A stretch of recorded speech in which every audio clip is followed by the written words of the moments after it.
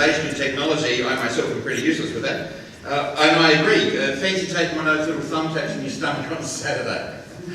Trying to find it on Sunday is the hard part. Anyway, upwards and onwards, thank you very much, Laurie. Our next speaker is Ross Magee. Ross is the Managing Director for Hager's operation in Australia, New Zealand and the Pacific Islands.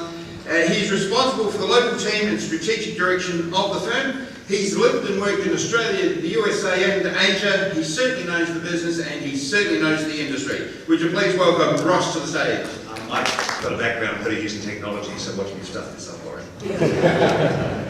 So thank you, Malcolm, for inviting me. Look, today I want to talk about quality. I want to talk about the impact on all of us from non-reputable suppliers, from counterfeit products, from low-quality products, non-compliant products, and regulators that, in Australia at least, don't appear to be interested. So lower quality and increased risk affects all of us, but together I think we can make a difference, and that's really what I want to lead us into. My God. We won't all the time, don't worry about it, it's fine. So on stage, I went for Bruce Springsteen last year, and he does this amazing crowd surfing, but it's all controlled. And stage diving is the start of when the performer jumps off to start crowd surfing. And as long as the crowd's dense enough and the bouncers get everyone lined up, it works. But sometimes, especially during the punk era, there are some big mishaps. And it's similar for quality. It's all very good to trust electricians and manufacturers, but what if that's not good enough? What if the product is not quality? What if standards fall apart in terms of consensus by the different standards bodies? What if a different tradesman installs electrical components? What if we don't care if some importers and suppliers game the system, which they are? So someone mentioned, everybody mentioned a quote before, it comes from Abraham Lincoln, probably the most famous US president who led the US through the Civil War. They didn't quit at the end, thank God. He said, character is like a tree and reputation like a shadow. Character is like a tree and reputation like its shadow. The shadow is what we think of, the tree is the real thing. So let me give you some examples. So Hager's a family company, started by two brothers and their father in the 50s. Daniel Hager, son of one of the brothers, still runs it today. And the family today, as with the founders, treat the company's values like a tree in terms of the core character it was founded on. Hager's focused on excellence in quality products and solutions. So that involves unambiguous zero defect policy to eliminate all the defects possible out of the production run and ship to customers, and it's always continually improving. So Hager goes beyond most manufacturers. Every product is individually tested. So most manufacturers, you do samples, batch sampling. Not for Hager. They insist that every product is individually tested as it comes off their production line. So that quality leads to safety. Safety in our solutions. So safety is the livelihood for Hager. It overrules every other decision. It's non-negotiable. So we create solutions then in close consultation with our customers. So every product we introduce to Australia and New Zealand, and 80% of our products here are less than 5 years old.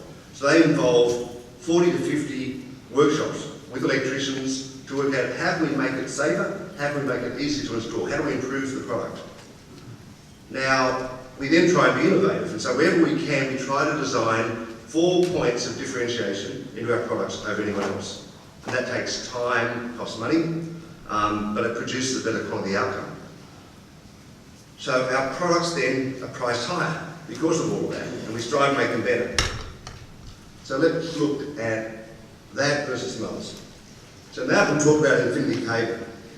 So testing found, as you heard, the cable could become prematurely brittle and result in electric shock or fire. So the recall took too long, as Malcolm said. It was very confusing, and the onus is now placed on 40,000 homeowners and businesses to identify those ticking time bombs. Nothing has been done to avoid a repeat. And it raised the questions if regulators should in fact be stripped of their responsibility for electrical products. So Infinity's director, no one's seen the court document that I've read, but I've got the proceedings. So she was taken to court under criminal law that didn't meet the Australian standard. The testing wasn't even done here in Australia or New Zealand, it was done overseas. It's not supposed to, but that's what happened. And it's a good example that cheap doesn't always equal good. So the total fine and it's going to be $80 million to remediate this. The total fine was $18,000 and 15,000 court costs. There's no evidence. She made no remorse in her plea, other than 11 days prior to the court case, she put forward a guilty plea. She was diagnosed, the defence said she was suffering from mental illness, and that relevance was questioned because it's becoming more and more the defence for a lot of people. But it was allowed for in the final fine. So on the other hand, is my own company a commitment to safety. And we talk about insurance, this goes well beyond insurance. So we had 3 low-risk incidents involving RCO, sold here in New Zealand, sold in New Zealand, not here in New Zealand, sold in New Zealand and Australia. What we found from those 3 incidents was, with a powered screwdriver, you could put the screw in so tight the casing would break. The casing breaks, that affects the electronics. So we did some further testing and found we could repeat that in 0.15% of installations. Didn't say that RCO wouldn't work, didn't say, it'd be, you would die, but we just thought that's not right. So we went to the regulators, went to 2 regulators, and went to the Consumer Watchdog in Australia, ACCC, and they said, no need for recall, you don't have to recall that. And we said, we're going to do it. They said, well, why? Because the highest voluntary recall they'd ever seen at that stage was 9%, followed by 6%. So we mobilised the industry, and the support we got from the wholesalers was awesome. I mean, we're talking about confidential customer lists they provided to us. So the wholesalers really got behind it. To date, we're almost 30% of that product has been recalled. But what's interesting, it's cost us to date $6 million. We haven't finished, we're re-advertising. And that amounts to 2.5 times the sales price, not the cost, the sales price. Well beyond the insurance. Insurance won't pay for that, they'll pay for the cost. So we've not only remediated, we pay for labour to replace it, the shipping costs to send the 40 product back, and at the same time we designed a superior product. A superior product that took away those 2 bottom terminal screws, changed the labelling, put in a neutral fly lead, and made it completely different to anything else in the market. And the result of taking that risk, and I remember only 2 years ago I re-advertised and PR firms said, don't mention the war, do not do it. I said, no, bullshit, we're going to do it. We've had 3 years more than 25% growth. Yes, it costs money, but the long-term reputation value is remarkable. So, what issues are out there? Lots. Look, these go into 2 camps. We've got product carrying false and misleading claims with respect to performance, compliance, or fitness for purpose, or it infringes intellectual property rights. And it's not only products, it's labelling, it's packaging, it's certification marks, it's test reports. So, as you heard from Infinity, when these offenders are found out, the fine often amounts to less than 2% of the sales that they've secured. They've made the money, they've run. And a slap on the wrist of $18,000 compared to millions of profit, who cares? So the non-compliant products are damaging the reputation of all of us. And we need to do something about it, because I think confidence will go away if this continues. And there's no enforcement today, no market surveillance about potentially unsafe, unreliable and misleading products. Yet in the UK, they've made an incredible difference in the last 20 years, including banning 700,000 products from China. And we've done nothing as an organisation to do that here. And we're not saying the Brits are that good, but they have got together. They do have a group coming together of regulators, of manufacturers, of wholesalers, of the Electrical Association, and they're making a difference. So let me give you an example of what you might find. So on the left is an MCB, what it should look like. In the middle is what we're finding. So there's no arc chute installed. So there's no arc chute installed, and you go and test it, bang, it blows up in a short circuit test. And these products are in the market today. So there's 3 P's, and Laurie sort of pointed to it, I think. Product, do you know the product you're buying? Place, who are you buying from? What's the reputation of that person you're buying from? And it could be online, it can be your wholesaler, but what's their real reputation? What's their trend? And if the price looks too good to be true, it probably is.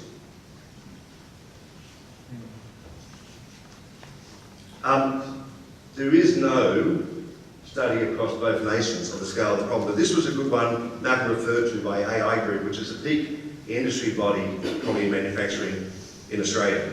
So they did this in 2013, and it was manufacturers, electricians, and wholesalers. And the conclusion is pretty consistent with a whole lot of other studies you can access. It's got a big impact. Someone over here, the little red, said there's a positive impact of having a non-conforming product. That may be infinitely capable. But for the rest of us, no, this is serious, we've got to fix it. So I want to talk about level playing field. So in switches and sockets, there's a standard that was introduced 11 years ago, 2006, called IP2X. You can't touch a live part. And what it means is, it came from an incident where the cover plate's off, someone puts their finger into the recess where the mounting screw is and you touch it. And that hits live metal parts at the back and you can die. So that was an international standard we adopted. And there was 5 years grandfathering to get rid of old stock. It was pretty reasonable. So we threw out at the time, didn't wait 5 years, about $1 million of stock in Sydney, which for Hager at that time, and even now, is still a lot of stock. And then we did a lot of work on retooling all of our products to get a compliant product that honoured the spirit, not just the letter of the law, and that's really important. We really went to town to make sure that this was completely compliant. Only one other manufacturer did it, only one. So 2 years ago, we tested 10 products on wholesaler shelves in Australia and sent them off to international labs because we're not satisfied with the labs out here. And we proved they weren't compliant. And we contacted the certifiers of those products, we got no reply, and found for others they didn't have approval numbers. So when we looked at it, in one case, the product included the metal washer over the top, just as the Irish say, to be sure to be sure. In other cases, the company gamed the system. So rather than redevelop a product, what they do is, here's a plastic cap, or a rubber cap, which is even worse depending on humidity, that just pops out. Or with sliders on, that I showed Malcolm, and he broke it the first time. And these are not insignificant brands, and they have been rising dramatically in success in the last 3 years. Some are sold online.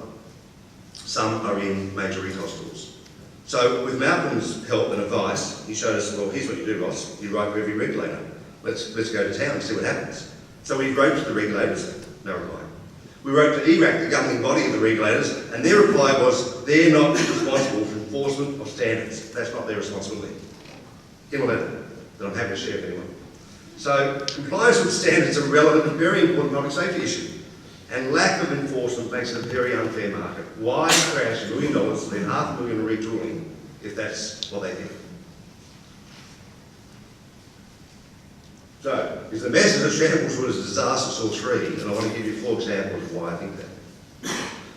So we've got the major sensational new wiring standard about to be released, ASNZS 3000, to mandate us to those in every circuit. It originally was due in October 2016, it then got moved to June of 17, then it got moved to December of 17, and then 2 weeks ago there was another meeting, and it's not ready, it's going to be March of 18.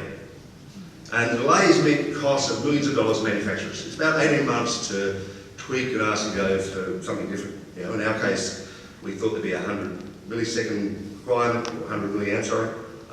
It was trashed, so we already committed to that. There have been 3 editors from the Australian Standards team to write this, and this is where the problem is. One editor lasted 6 weeks. They cannot cope. Now there's 2,000 consultations of those standards. A lot of work with all of you and all of us to get that right, and they cannot write the document. So that's the first problem. I mean, not only that, there's misinformation. There's one manufacturer out there saying there won't be a need for an RCO on air conditioner, and that's not true. There will be. So the next one's Queensland in Australia. They passed legislation, good legislation, mandating smoke alarms for every bedroom and multiple stories, the passageways outside bedrooms. So it's going to be a photoelectric and a 10-year lithium-ion battery. It's going to be phased in 4 properties over the next 10 years, but now all new houses and all replacements require this. So whilst a good safety initiative, no one was consulted from the industry. So there weren't even sufficient test labs to certify your products. And so costs and supply are affected, and it opens the door for non-reputable brands to enter. In Hager's case, we're the #1 provider at the moment of smoke alarms in Europe. No one talked to us. I can't get a product developed until the second half of next year. And we couldn't put carbon monoxide in the product, protection. But there was no consultation. Third one, you can't read in West Australia housing. So the further away you go from New Zealand, the more stupid we become. So West Australian Housing is going to implement a new standard for RCBO requiring 40 millisecond trip time. And they believe that's necessary on the basis that a child will be standing in a full bath of water and touch a live connection. And there's a lot of political pressure because there have been 2 deaths in their 12,000 properties. They passed an audit last year, but the political pressure's there. So we wrote to the IEC concerned about this, and they sent a scientific analysis showing the current trip times for RCBOs are more than adequate. No difference between a child, a teenager, and an adult. And their reaction, well, it's not been done on real humans, it's been done on livestock. We won't accept that. But there is actually a professor who tested on himself in the 1930s, quite famous. So we have got proof of it. They're not experts, they're policy makers under pressure. They don't want to hear evidence of time and current effects. So it's a really difficult engineering challenge to make this happen. And it's recognised by IEC as well. If you reduce the trip time to 40 milliseconds, you radically increase the nuisance tripping. If nuisance tripping goes up, what's the consumer going to do? Replace the RCBO for an MCB. But they do not want to hear facts. They're all conspiracies. And the last one's my favourite, Victoria. So a death occurred in Victoria, very sad, and it's yet to be investigated by the coroner. So the regulator in Victoria is Energy Safe Victoria. They investigated the incident. They discovered, though, it'd be possible to miswire an RCBO. You could put load and line on the opposite terminal connections. And they felt they would ban it. And in fact, their words were, let's make it idiot-proof. Idiot-proof to who? So the prohibition was so severe, they gave 8 weeks' notice to the industry to redesign the product. These products take 2, 3, 4 years to redesign. No, it'll be done in 8 weeks because they found a couple of suppliers, not dominant, had a product that would comply. It was going to go in effect in 8 weeks, and the punishment was not up to 2 years jail for anyone supplying. Supplying is electrician, a wholesaler, anyone. So they underestimated design manufacture time, as I said. They underestimated the amount of RCBOs in Victoria. There's 2.5 million, they estimated about 50,000. They didn't understand the amount of multi-drives. They said there was a lot of multi-drives in Victoria. They were sitting in the building capital of Australia for the last 10 years. I said, well, if you're midway through a completion of 500 units, you know, what happens to the first half and the second half? What's compliant, what's not? They didn't understand that the supply chain in wholesales could be 2 or 3 months, or in an electrician's van another month. They made the blanket ban on all RCBOs on the basis of 6 kA is only for a household. This is the regulator. Now and their test methodology didn't work. So we took the lead because, as I talked about the recall product, our product is 6 kA for RCBO, but we don't have 2 terminals at the bottom and the top. We put a neutral fly lead, we changed it. That's why we got the market share we have. So we took them to court, and regulators don't have money for legal. It's not in their budget. So we pointed out they're discriminating in life. What if someone lives across the road from a transformer? They're going to have a 10 kA device in the house. And what's the difference of a house versus here, in a hotel, or anywhere? A life's a life. I know, they don't want to hear about that. Didn't want to hear about interstate borders, so we've got Watertown, Albury and Wodonga, a bit closer than Hamilton and Auckland. But imagine Hamilton with a different set of products to Auckland. It just wouldn't work, didn't care. So we got them to stand down and shoot this for 13 months until July of next year. Now, what they're trying to do is backdoor the Product Standard Committee to change the product standard. The Product Standard Committee is EL004. They've had representation of BSB and 3 times rejected this, 3 times, including only 2 months ago, as an installation error. Further, Gary Busbridge, who heads EL001, wrote to the IEC and said, have you ever seen this in the world? And IEC said, no, that's an installation error. We gave it to BSB and they said, well, you're wrong. We're right, you're wrong. So I equate it to banning water. If you drink 50 litres of water a day, or 10 litres of water in about 5 minutes, you will die. So should we ban water? But that's what they think we should do. So confusion reigns. For example, one supplier, I won't mention the name, but it'll recite the alphabet to work it out, they went for 2 months, every day, on the internet and every week in a magazine saying their product was compliant as anyone else's. So I wrote to ESB, because they don't like me, I cost them a lot of money. And I said, do you know about this? They wrote to me, not without privilege, public letter, we've never seen the product, never tested it, it's wrong. So that's the disaster. Where are we going? We don't have regulators working on standards. We have regulators concocting standards that don't need to be there.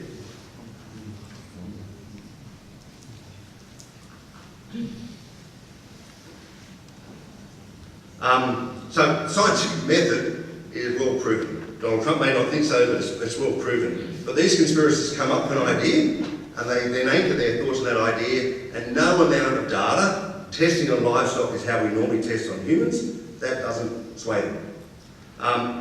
They're acting with this bias because perhaps their name suggests that's what they should do, regulate. But they really haven't regulated in the past. It's just somehow, maybe with a hoverboard incident a few years ago, they've got this lease of life, let's do something. No impact analysis, no cost benefit analysis, no collaboration.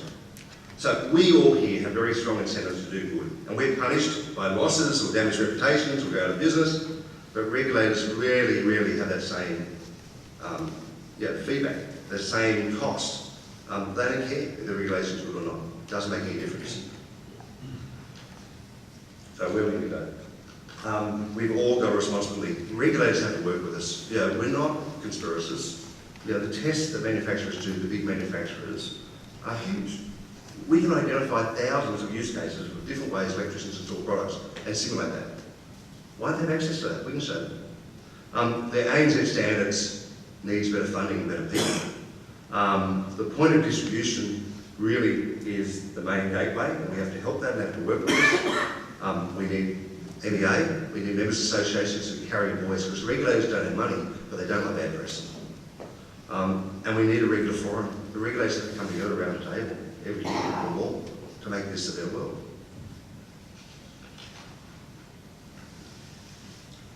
So the future we create depends on the choices we make and the actions we take, and the benefits are real when we can come together. So for wholesalers, obviously reputation, as Laurie spoke about, reduce risk of liability, increase value of the market. For regulators, they'll have knowledge. They don't today. And increased collaboration, increased safety, electricians' reputation, less liability, and greater confidence. And manufacturers, more innovation on a level playing field.